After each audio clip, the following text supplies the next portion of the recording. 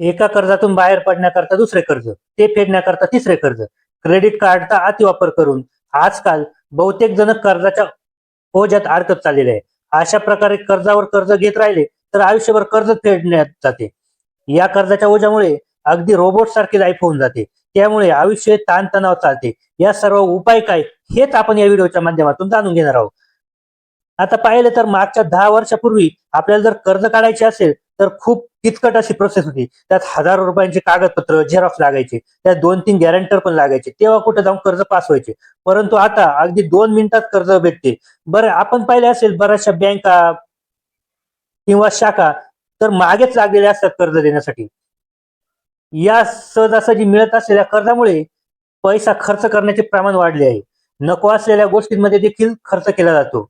यामुळे काय होते, तर याने कार घेतली, याने घर घेतलं, घरातली इतर साहित्य घेतले, मग मी पण घेणार असा विचार करून खर्च केला जातो आणि कर्जाचा एक डोंगर उभा राहतो.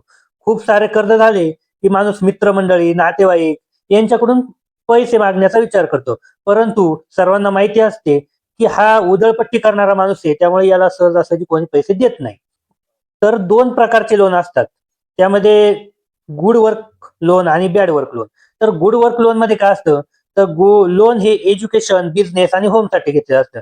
तर बॅड वर्क लोन मध्ये माणूस हा कार, बाईक किंवा फॉरेन ट्रिप सारख्या अशा कारणांसाठी लोन घेतलं जाते. ऍक्च्युली ही चुकीची गोष्ट नाहीये, परंतु ऐपत नसतानाही जर या गोष्टी केल्या तर माणूस कर्जबाजारी होऊन बसतो. आता हे सगळं झालं तर आता यावर सोल्युशन काय?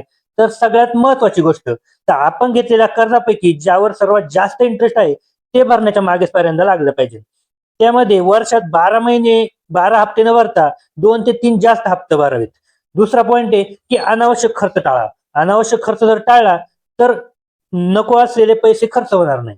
तिसरी गोष्ट आहे की कर्जामुळे आपण ताणतणावात आहोत, ह्या गोष्टी कुटुंबाशी चर्चा केली पाहिजे. यामुळे कुटुंबातील इतर लोक अनावश्यक खर्च टाळतील आणि तेही काही साईड बिझनेस करण्यास मदत करतील.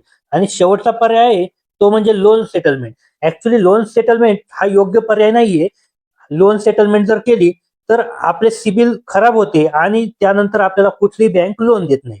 तर ह्या सगळ्या गोष्टी होत्या. ही माहिती तुम्हाला कशी वाटली आम्हाला कमेंट करून नक्की कळवा आणि असेच नवीन व्हिडिओ पाहण्यासाठी ग्रामीण कट्टा युट्यूब चॅनलला नक्की फॉलो करा. धन्यवाद.